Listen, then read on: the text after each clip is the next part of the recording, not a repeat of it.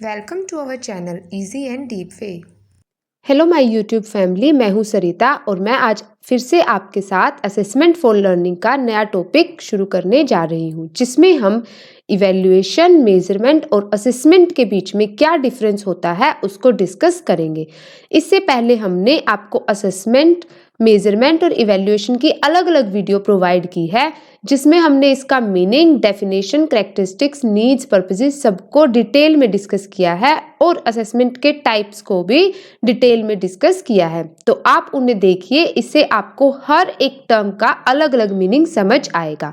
वैसे हम भी आपको कोशिश करेंगे पूरी डिटेल में समझाने की। तो इन वीडियोस के लिंक आपको टेलीग्राम पे भी मिलेंगे, आप वहां से भी जिन बच्चों के पास नोटिफिकेशन नहीं जाती वहां से चेक करके आप वीडियोस को देख सकते हैं। तो आप वहां पर भी हमारे टेलीग्राम चैनल को t.me/EADW को सब्सक्राइब कर सकते हैं और please easy and deep way channel को भी सब्सक्राइब कीजिए, ताकि आपको टाइम पर हर एक वीडियो की नोटिफिकेशन मिल सके और हम आपको रेगुलर ऐसे ही अपडेट देते रहेंगे हर एक वीडियोस की। तो देखते हैं पहले एग्जाम में इसका क्वेश्चन कैसे आता है। What is difference between measurement, assessment and evaluation, यानी मापन, आंकलन और मूल्यांकन के बीच में अंतर क्या है वो बताना है। तो शुरू करते हैं हम। सबसे पहले हमें पता होना चाहिए कि जो मेजरमेंट है, असेसमेंट है और इवैल्यूएशन है, इनका मीनिंग क्या होता है। तो मेजरमेंट क्या होता है?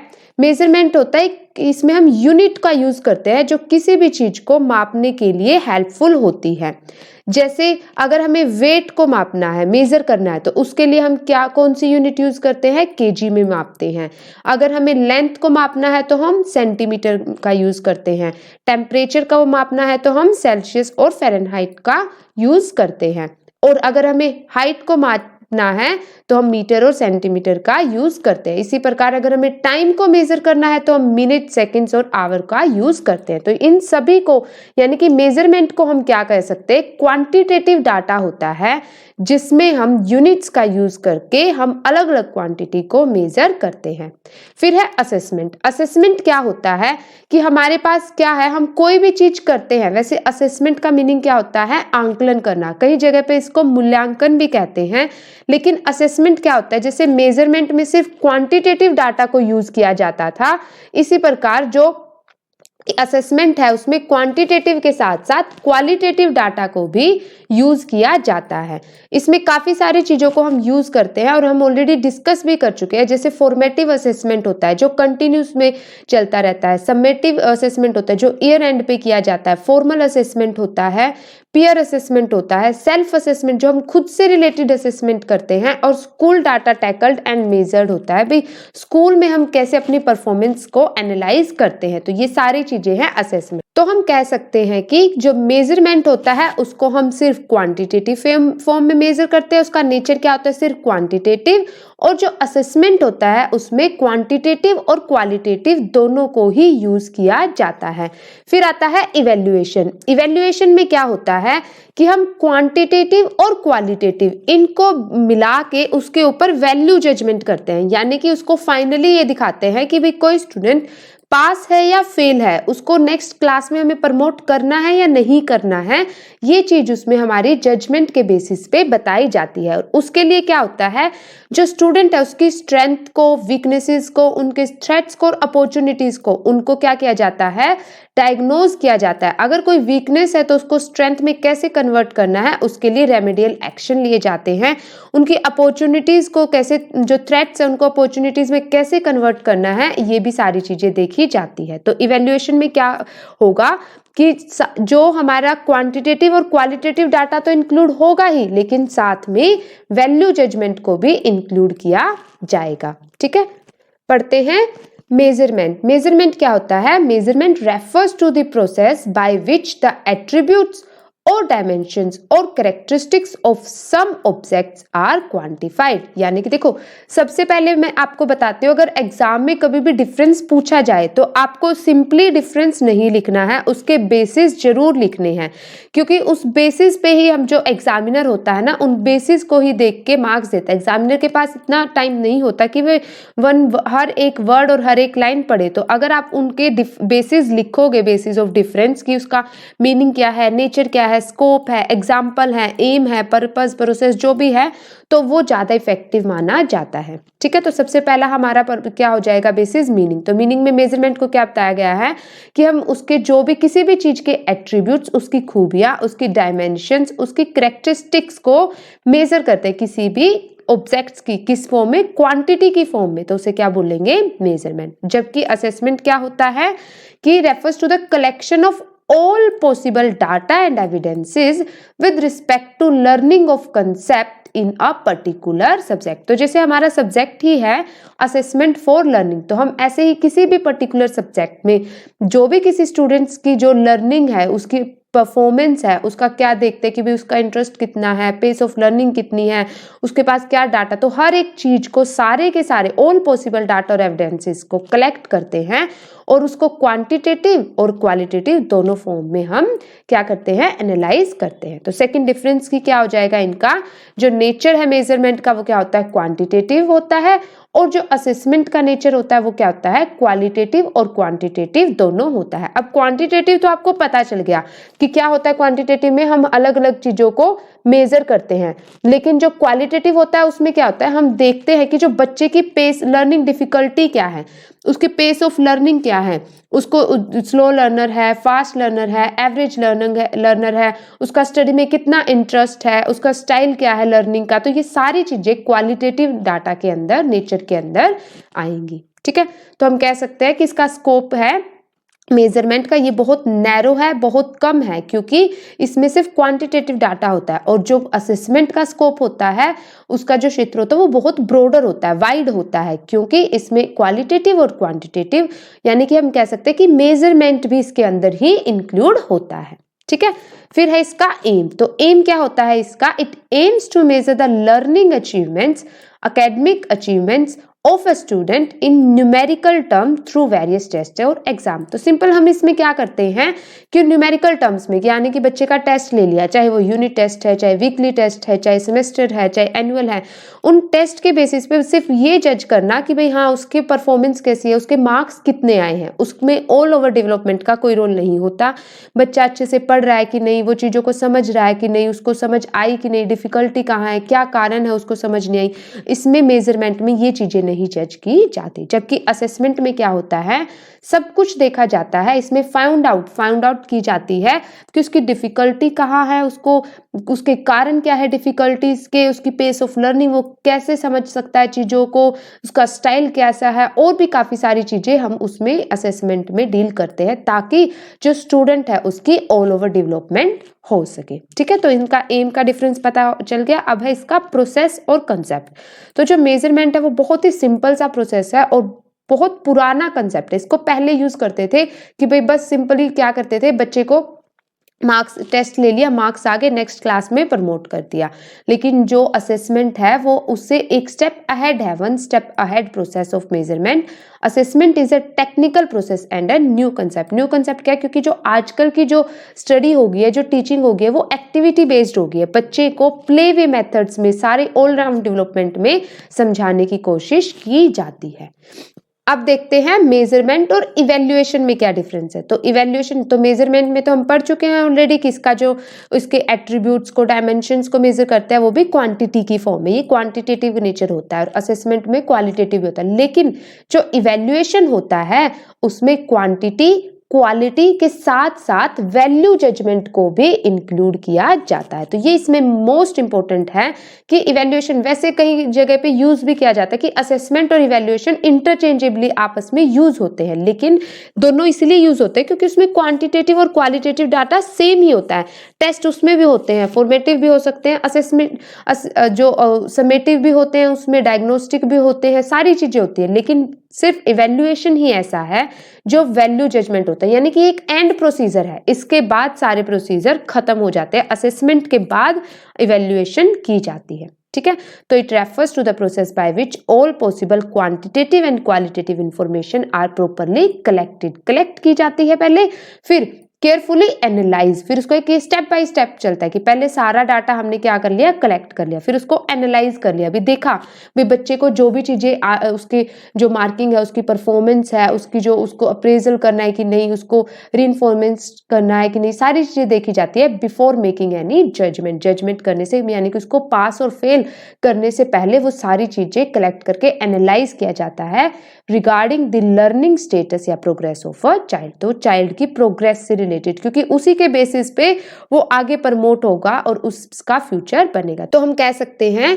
कि जो स्वॉट एनालिसिस जो हमने पढ़ा था, स्ट्रेंथ, वीकनेसेस, अपॉर्चुनिटी, थ्रेट, इसमें इवैल्यूएशन बहुत इंपॉर्टेंट रोल प्ले करता है, क्योंकि इसी से जो बच्चा आगे नेक्स्ट प्रमोट होगा उसका फ्यूचर सब कुछ इसी पे डिपेंड करता है। ठीक है, फिर है इसमें स्कोप। तो स्कोप देखेंगे कि measurement is very narrower in scope. तो बिल्कुल जो मेजरमेंट है उसका स्कोप बहुत कम होता है, उसका क्षेत्रफल बहुत कम होता है देन इवैल्यूएशन। ये असेसमेंट के कंपैरिजन में भी और इवैल्यूएशन के भी कंपैरिजन में बहुत छोटा होता है, जबकि क्या है, evaluation is very wider. Very wider means ये असेसमेंट से भी ज्यादा वाइड होता है in scope than measurement, because evaluation includes measurement. तो इवैल्यूएशन के अंदर ही मेजरमेंट को इंक्लूड किया जाता है। तो अगर आपसे कोई पूछ ले कि भाई जो मेजरमेंट, असेसमेंट और इवैल्यूएशन है, तो ये इसमें सबसे बेटर क्या है, तो इसमें क्या है, इवैल्यूएशन सबसे बेटर है, क्योंकि ये एक एंड प्रोसेस है।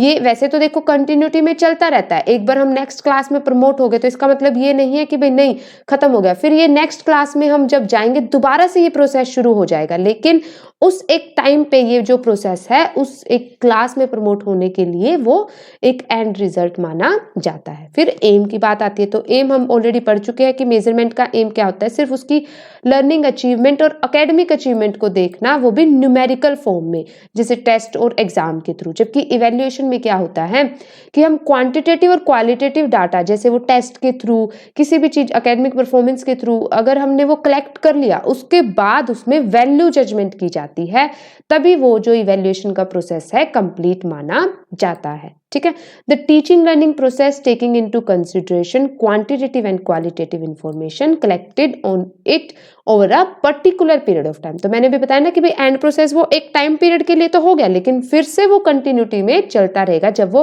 क्योंकि लाइफ है, कभी भी हमारी जो स्टडी है, एजुकेशन है, परफॉर्मेंस है, ये कभी भी खत्म नहीं होती।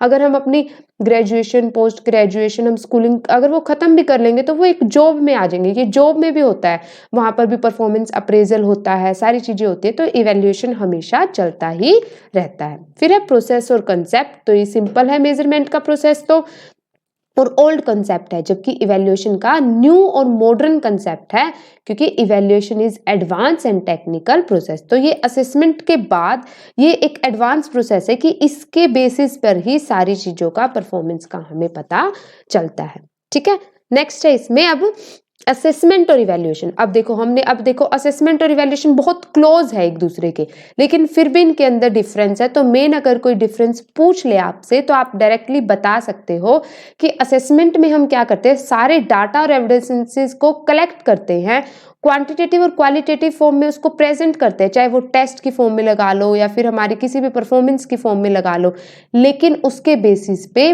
कभी भी क्या है, वैल्यू जजमेंट नहीं की जाती, वो इवैल्यूएशन में ही की जाती है। पढ़ लेते हैं। It refers to the collection of all possible data and evidences with respect to learning of concept in a particular subject। बिल्कुल, तो किसी भी पर्टिकुलर सब्जेक्ट में हम कंसेप्ट के बेसिस पे, एविडेंसेस के बेसिस पे क्या करते हैं, डाटा कलेक्ट करते हैं। जबकि इवैल्यूएशन में क्या होता है, it is the process in which all possible information regarding the learning status और learning progress of a child, both quantitative and qualitative information are to be properly collected and carefully analyzed before making any value judgment। तो यही इसका main difference है कि जो evaluation के अंदर है, किसी भी वैल्यू जजमेंट से पहले ही उस जो भी उसकी जो डाटा क्वांटिटेटिव और क्वालिटेटिव फॉर्म में कलेक्ट किया है उसको एनालाइज किया जाता है। ठीक है, तो ये इसका मेन डिफरेंस है, analysed before making any value judgement. ठीक है, सेकंड है इसमें assessment is both quantitative and qualitative in nature. ठीक है, ये तो इवैल्यूएशन भी होता है, लेकिन साथ साथ वो क्या होता है, अलोंग विद वैल्यू जजमेंट। तो इवैल्यूएशन में वैल्यू जजमेंट भी इंक्लूड होती है। फिर है it is narrower in scope as compare to evaluation, देखो स्कोप तो इसका भी पहले हमने पढ़ा कि वाइडर होता है, लेकिन इवैल्यूएशन के कंपैरिजन में इसका स्कोप क्या होता है, नैरो होता है। तो ये बेसिस ऑफ डिफरेंस हमें दिखाने हैं एग्जामिनर को कि भाई हाँ हमने ये चीजें इसमें पढ़ी है, ये सीखी है और आगे भी हम इसको अप्लाई कर सकते हैं। कोई हमें पूछे तो हम उसको समझा सकते हैं और सिखा सकते हैं। तो इसका इवैल्यूएशन का क्या है, वाइडर स्कोप है, किसके कंपैरिजन में, असेसमेंट के कंपैरिजन में।